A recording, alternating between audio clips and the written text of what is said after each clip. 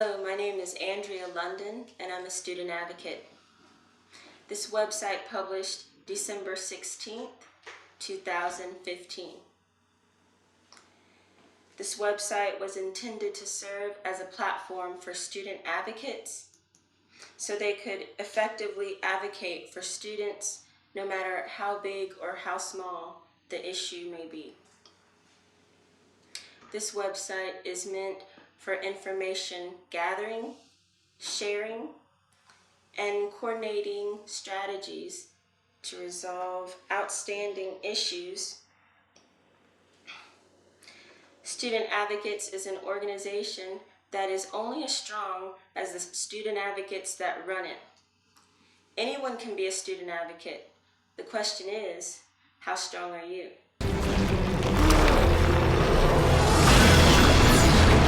I've been a parent for 14 years. It wasn't until 2015 that I became a student advocate. My daughter was abused at school and was threatened with future abuse. I'll never forget that day that I went to the school to pick her up early. Before that day, I can't remember the last time I saw her cry.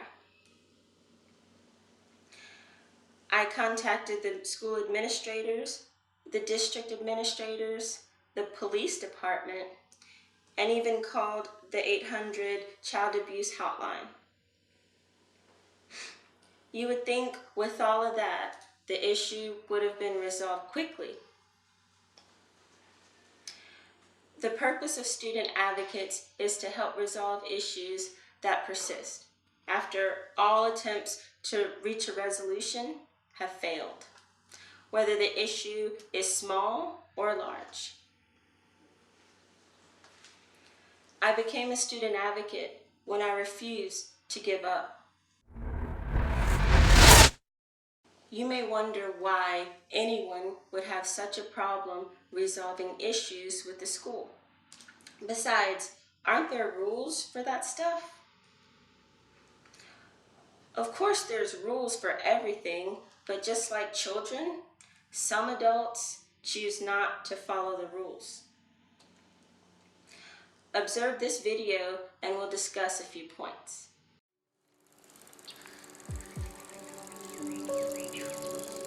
After all this hard work, this is what I get? I can't believe he would do that.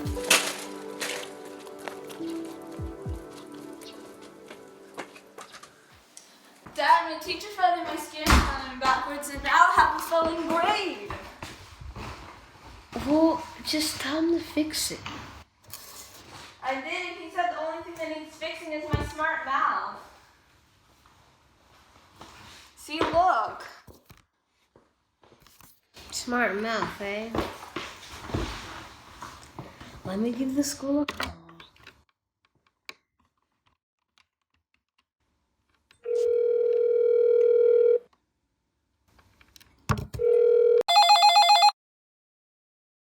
Thank you for calling Champs Middle School, where every child is a champ. This is Principal Fiddlebox. How may I help you?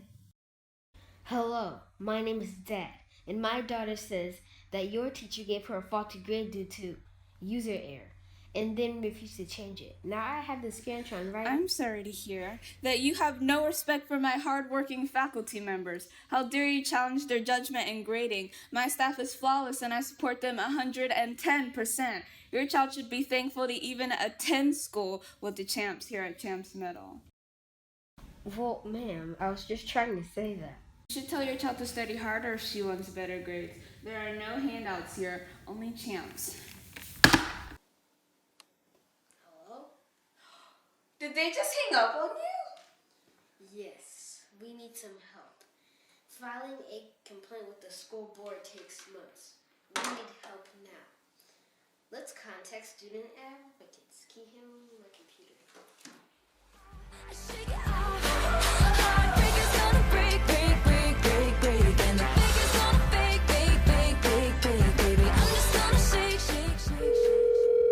Hello, may I speak to Mr. Dad? Yes, this is he. Yes, this is London Bridge from Student Advocates. We did receive your complaint and the copy of your daughter's test, I just want to reassure you that we will be in contact with the school and most likely have this issue resolved by the end of the week. I'm sorry about this teacher's misconduct towards your daughter. What he did was wrong.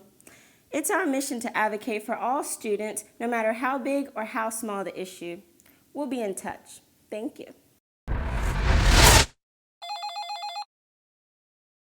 Thank you for calling Champs Middle School, where every child is a champ. This is Principal Fiddlebox. How may I help you?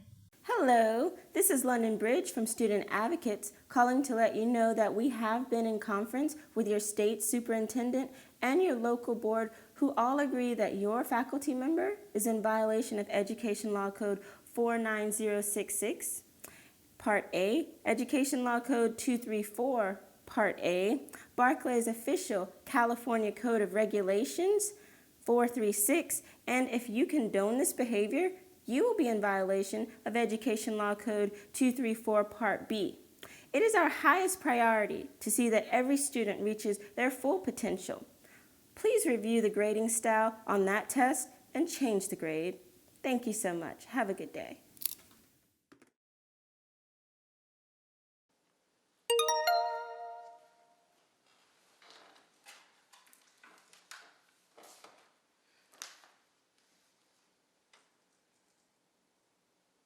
Honey, they changed the grade.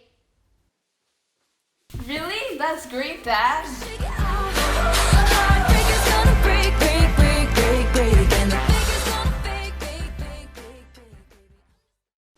So that was my daughter playing the principal and the student. She's 13 years old and never acted a day in her life. Dad was played by my son. He's 10 years old, and he also has never acted a day in his life. We put this video together to demonstrate an issue that's becoming more and more prevalent. I'm talking about the issues that arise from the abuse of power. The teacher in this video was clearly out of line. The student did have adequate proof. The dad, in this case, did fulfill his parental duties to attempt to resolve the issue with the school, but the school failed to follow state policy. Those educational law codes I mentioned were real. This is an example of academic harassment. Teachers cannot legally toy with a student's grades, but if they do, it should not be tolerated. Now, the country does not know of student advocates yet because I've been hiding, building a website, designing business cards, researching. I've been trying to put a strong team of individuals together that will help get things done. The kind of pull that student advocates had in that video is our goal. In order to get there, we will first have to advocate some pretty difficult battles. Take a moment to watch the second video and we'll discuss it. I love learning, but I hate school. These teachers think they're royalty.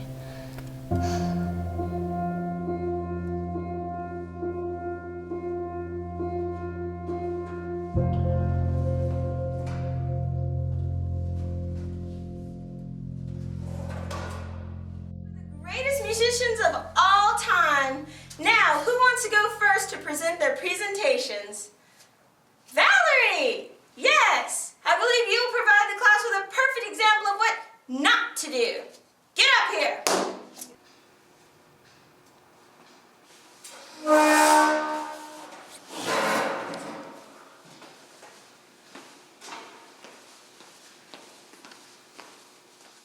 And tell me whatever happened to the joy was this. Horrible! Absolutely horrible! Stop right now. Maybe I'll give you a D for disgrace.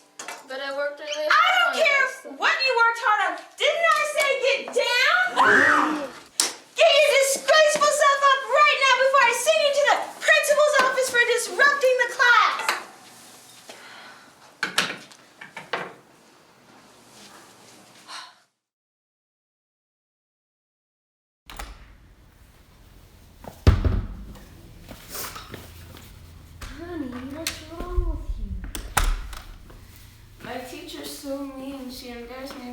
whole class. So what'd she do this time?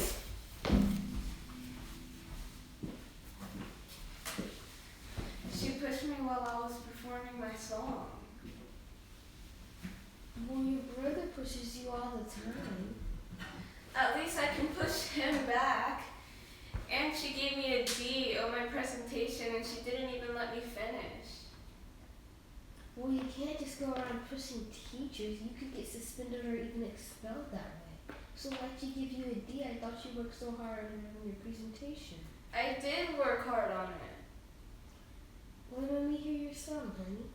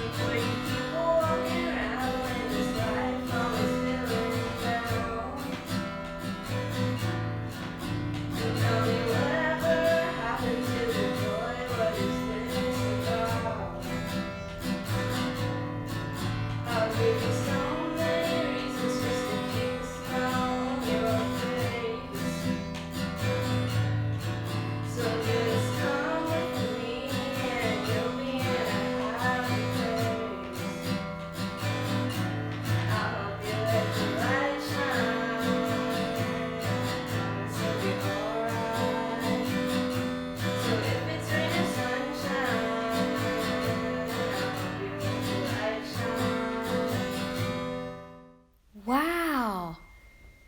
And she gave you a D?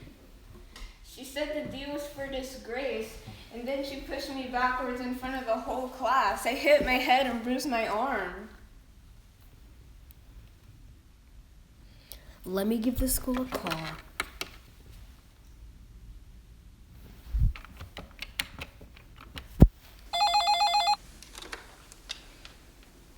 Hello, this is Principal Fiddlebox. Hello, my name is Dad, and my daughter came home crying today, stating that Miss Rogers gave her a D for disgrace on her presentation and then flipped a chair with her in it.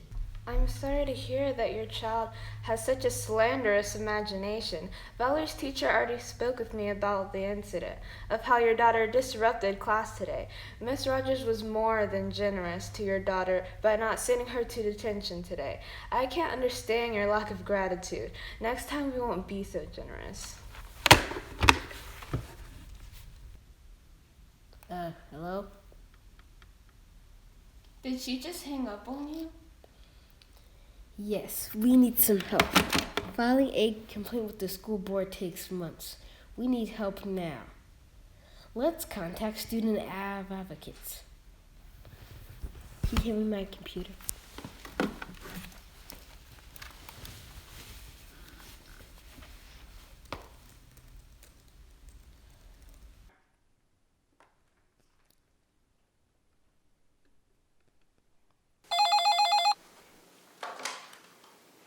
Hello, may I speak to Mr. Dad? Yes, this is he. Yes, this is London Bridge from Student Advocates calling to let you know that we did receive your complaint. I just want to reassure you that we will be in contact with the school and most likely have this issue resolved by the end of the week. Well, thank you. I'm sorry about this teacher's misconduct towards your daughter and the failed leadership demonstrated by the principal. What they're doing is wrong. It's our mission to advocate for all students, no matter how big or how small the issue. We'll be in touch. Thank you.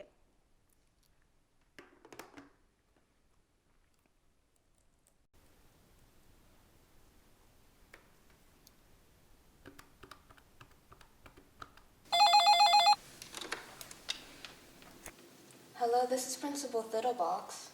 Hello, this is London Bridge from Student Advocates calling to let you know that we've been in conference with your state superintendent, your local board of education, the Department of Child Abuse Services, and your local law enforcement agency, who all agree that your faculty member is in violation of Penal Law Code 242 and Education Law Code 234. You should expect a visit from your local law enforcement agency in just a few minutes.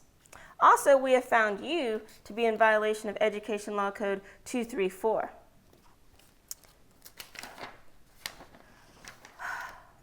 It is our highest priority to see that every student reaches their full potential in a supportive learning environment free from violence, harassment, discrimination, intimidation, and bullying. The police will have some questions for you as well. Likewise, the board will have some new recommendations for you. Principal Fiddlebox, have a good day.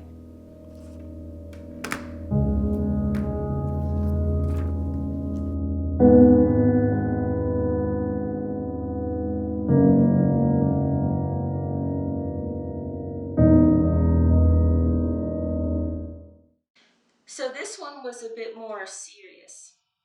It covered several issues like physical abuse, emotional abuse, and again, abuse of power, academic harassment, and failure to follow policy and procedures at the least. To resolve this would be a challenge even for student advocates because the level of corruption goes higher up the chain of command.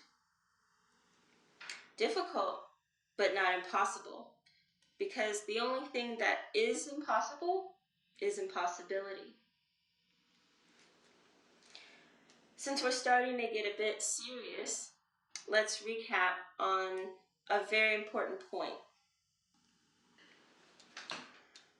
If there are rules to protect students from these kinds of things, why would we need an organization like student advocates? Aren't kids supposed to be safe at school? Who ensures parents that the kids at school are indeed safe? Is it the teacher that gives such reassurance? The principal? The superintendent of this school district? Or is it just because your kid hasn't come home crying yet that you deem your child's school safe? What if your child did come home crying? What if your kid was Valerie, but you didn't know about student advocates? According to Dad, the school board takes months to act on a complaint, so he calls student advocates.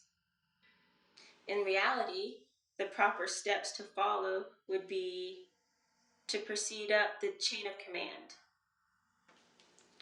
But if you wanted to skip the conference with the teacher, the conference with the principal, the superintendent, and go straight to the State Board of Education, you could, but it really wouldn't have much effect on the ultimate outcome. Let's analyze why. Now, if the initial problem was Mrs. Rogers, let's start with that. What protects your child from Mrs. Rogers? Well, if your child is Valerie, the only one who could stop Mrs. Rogers from flipping that chair over would be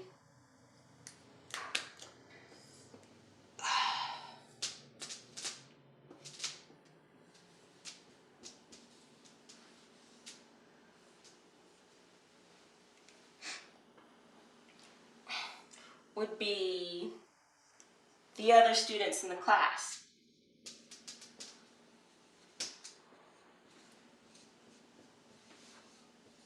Now, after the fact, there are a few things that could be helpful, but to what extent?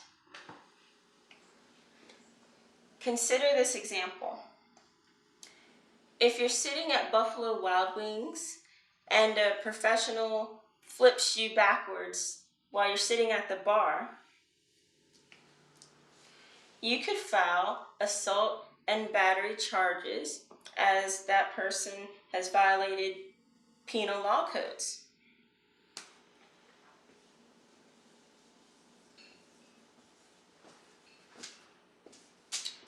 Penal law codes protect your civil rights, your human rights, your constitutional rights. But if that same professional commits the same violation on a student at school, well, now we're in a different arena. There are additional law codes in the education system setting that can be used to protect educators from literally any and all misdemeanor charges. These special laws are called immunity laws, and they were put in place during the corporal punishment era, and they remain in place to protect teachers in case they need to physically touch a student, like to break up a school fight or something. Educational law codes can also be helpful retrospectively.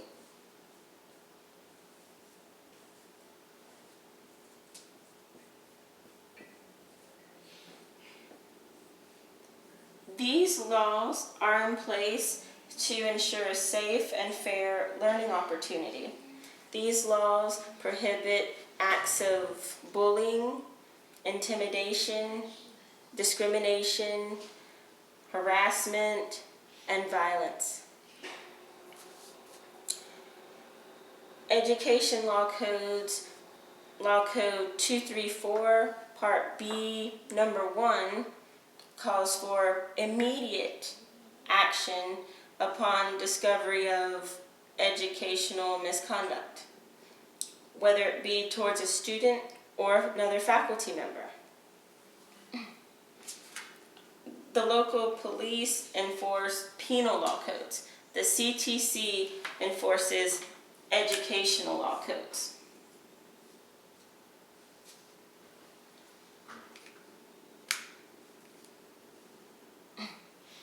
This begs the question of what is the CTC and how do they enforce the law?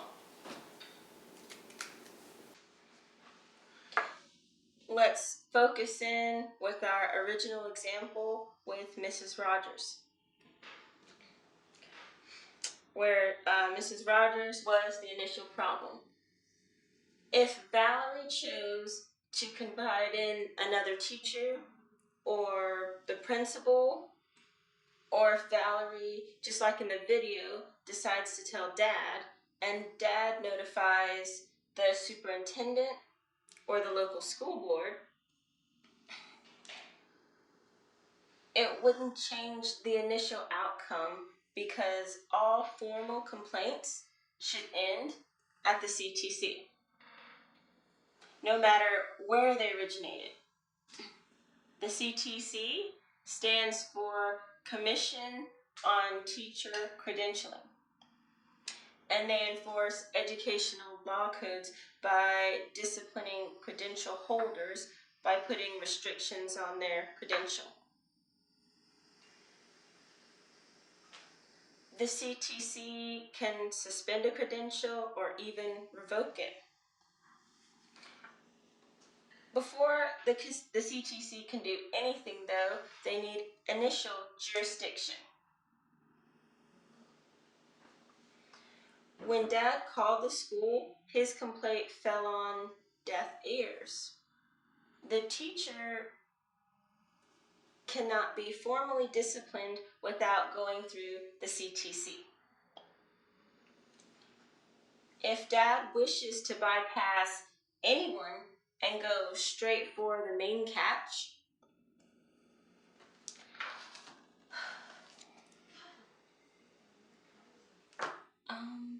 then he should contact the CTC directly.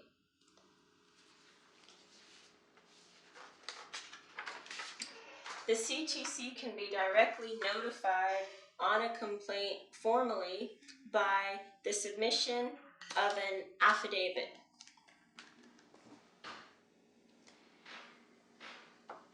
Anyone can submit an affidavit to the CTC, even a student.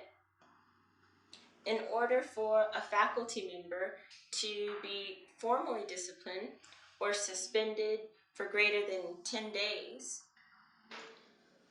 the case would first have to go through the CTC.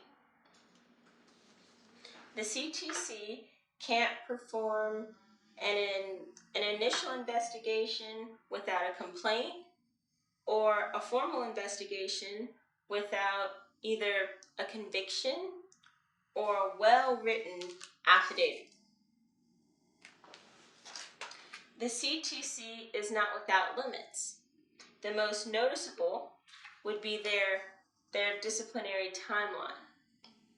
If you count all the time that would elapse between the arrival of the affidavit to the CTC and the adverse action, a time frame of at least 18 months to a time frame of 2 to 4 years would be noted. Why so long? I've got 2 words for you. Teachers union. Basically, if the teacher wishes to keep their job, then they would exercise their right to appeal any decision recommended by the CTC. The teachers union supplies the teacher a lawyer, and before the CTC can officially suspend or revoke a credential, the state has to first obtain a recommendation from the CTC. When at the Code of Conduct Board meeting, when again in court, appeals court, circuit court, state Supreme Court, hence the timeline.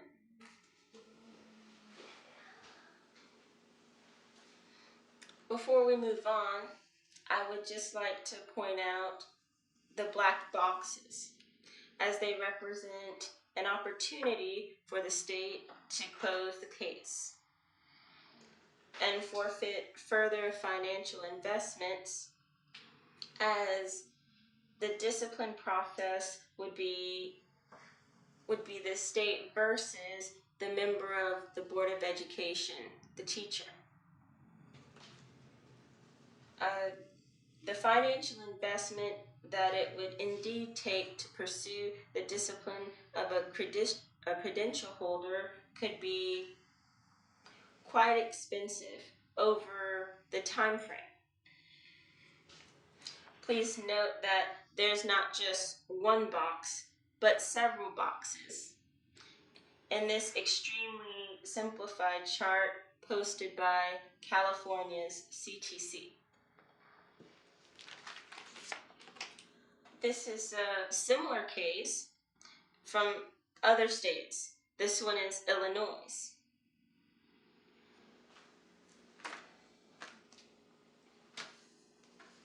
So in Valerie's case, what can she expect from her complaint between the immunity laws and the CTC?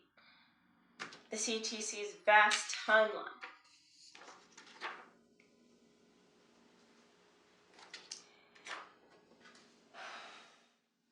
Of course, there's always option 2.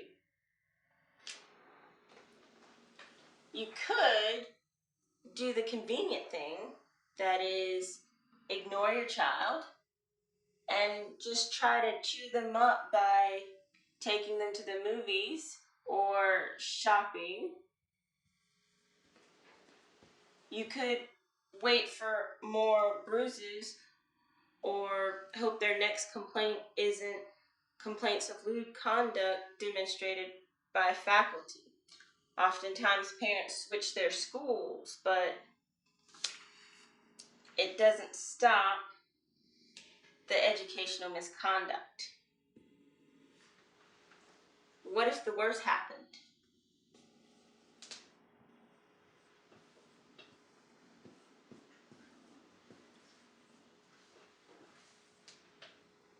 there's a reason that the Miramont molestation case had 23 victims instead of 1. More recently, a fluent Chino Hills cheerleading coach pleaded guilty to molesting 3 girls. Why wasn't it stopped at 1? Hopefully, our option 2 will be viewed more and more as a non-option, which will lead a more detailed exploration of option 3.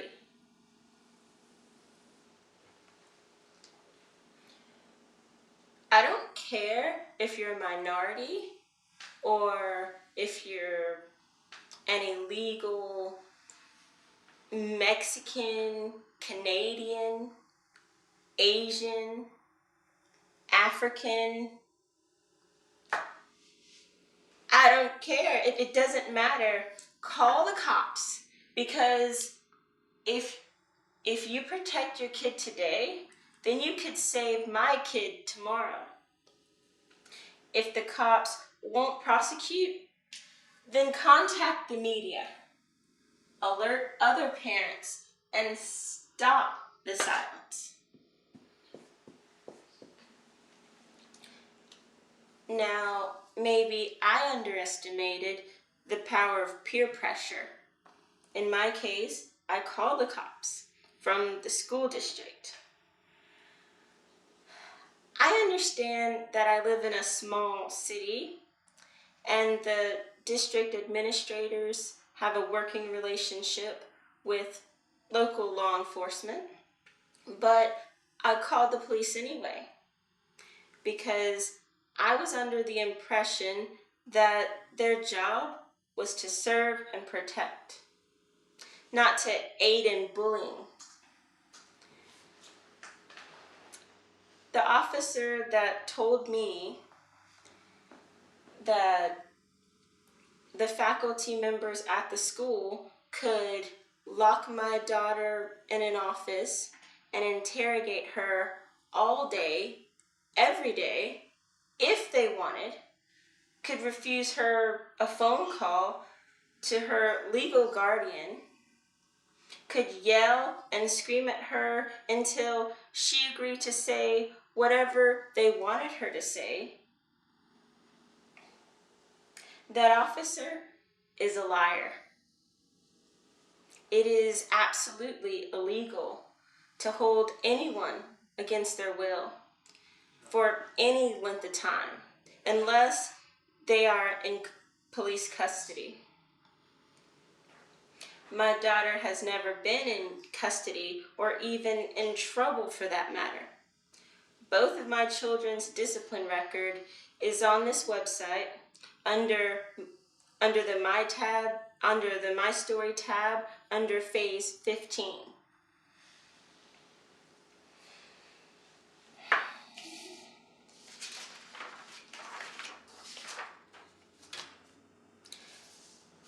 Now we have an idea of what we could do to faculty members.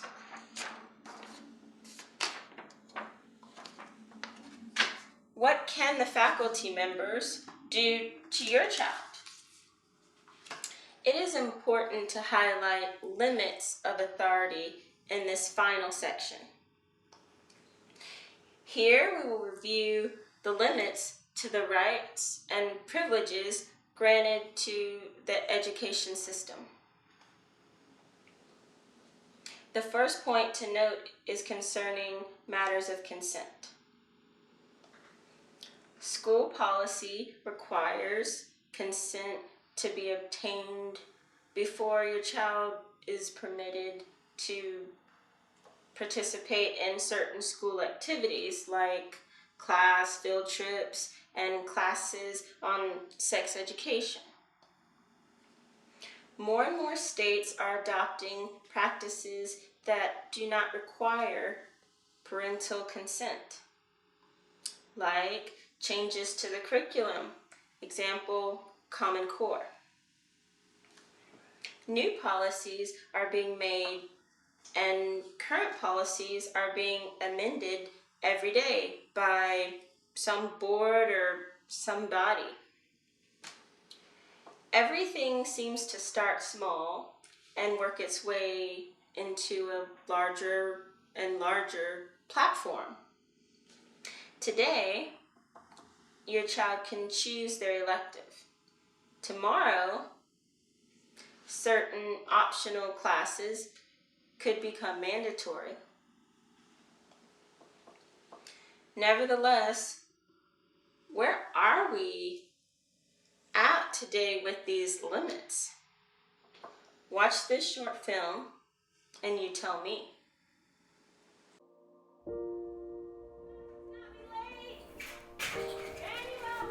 So this is my second week at my new school. I miss my old friends, but my mom says that I'll just make new ones. I must admit that this neighborhood is a lot nicer than my old one. The house, the school, total upgrade. The cafeteria food even tastes better. Well, Mom, it seems like you're not having any trouble making friends. Whatever.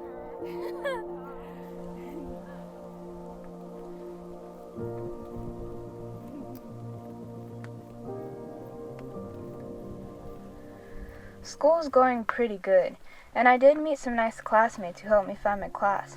The only thing was, in gym class today, I lost my inhaler during the mile run. I must have dropped it on the track or something.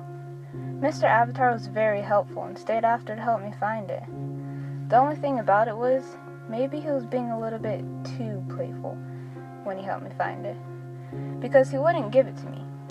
He asked me instead, what would I give him? So I said that I would give him a thank you. He said that wasn't sufficient, so I said that I would give him a thank you with a smile. But he started acting weird. I asked Mr. Avatar if he would please hand over my inhaler and please write me a hall pass as an excuse, as I was already late to my next class. He walked toward me and said that he would do anything for me if I just let him. Then he started grabbing my chest and my thighs. I freaked out and told him to stop, but he continued and sandwiched me with his body between the lockers. I was so scared. I kept telling him to stop, but he didn't. So I bet him hard on his arm. He let go just enough for me to kick him square in the private. He dropped my inhaler, but I didn't care. I just ran for it. As I ran, I felt so lucky to have escaped. I was thinking to myself, man, he is so fired. He may even go to jail. Of course, I did wonder, how is it he's been working here for like forever? Distracted in my thoughts, I slammed right into our resource officer. We both fell to the ground. I apologized to him 3 times before I could even get back up. Officer Spineless looked at me and asked why I wasn't in class. I told him that he wouldn't believe what just happened to me in the gym. Officer Spineless asked me if I had a hall pass to return to class. I said, no. Mr. Avatar appeared out of nowhere, taunting Officer Spineless, stating, Please tell me that you're not just going to let her hit you like that? Officer Spineless looks at me. Mr. Avatar continues, stating, Isn't she out of class without a hall pass? Why haven't you issued her a citation? Then he's like, Actually, she needs to be arrested for assaulting an officer. and I'm like, what? Then Mr. Avatar tells Officer Spineless that he already had a taste of my aggression and shows him the bite mark on his arm. Mr. Avatar says if the officer won't press charges against me, then he will. So I'm like, oh no you don't, you sexually assaulted me. Mr. Avatar orders the resource officer to get me out of there and yells at me to quit spewing lies.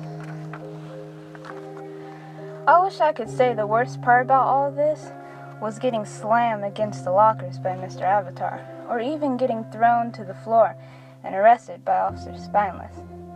Interesting enough, they didn't even take me to a regular cell at the detention center. Instead, they made me take some sedative medication. I think they said it was Xanax or something. All I know is I'm getting really sleepy. They said I'd be isolated for 24 hours. before my mom could see me, and the meds would help me pass the time. Plus, they said if I refused the pills, then I'd have to take the shot. What was I even saying? Oh, the worst part.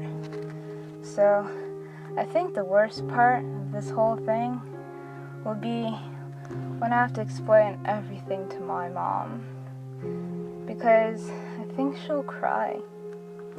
School has been out for a while now.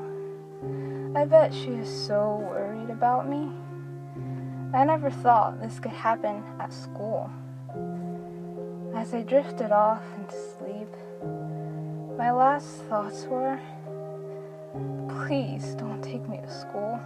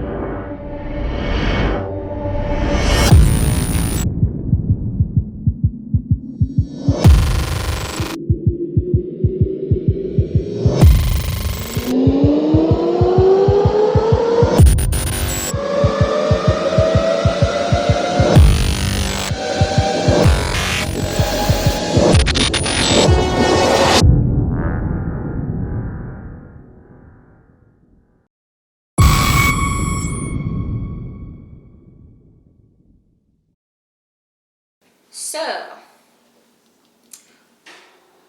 why did I start Student Advocates? Well, because we have a problem.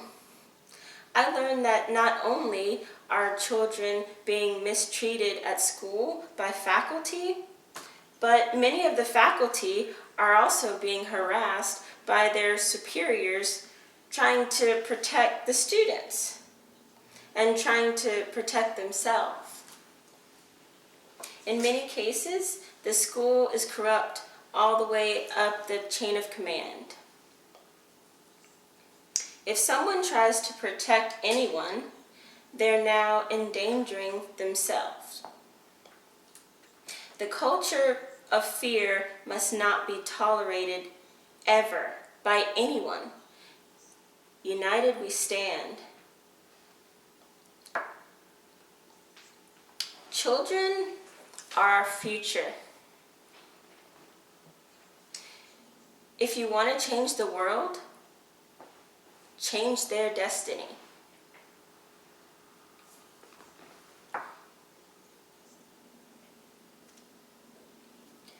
Welcome, student advocates.